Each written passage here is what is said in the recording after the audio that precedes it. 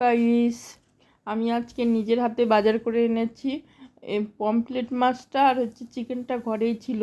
এটা ওই বোয়াল মাছ আর চিংড়ি মাছটা অবশ্য কিনে নিয়ে এসেছি। তারপরে পরের দিন নিরামিষ খাবো।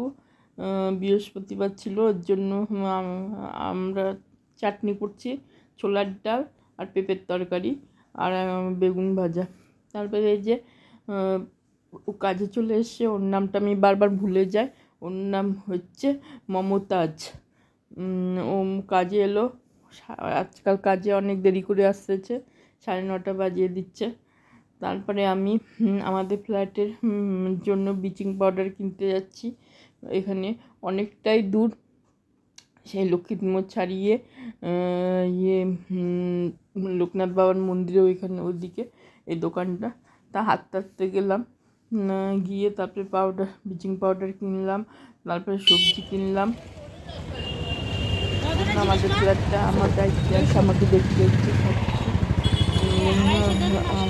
যে আমাদের ফ্ল্যাটে ঝাড় দেয়, সে বলছিল আমি কিনে দেবো।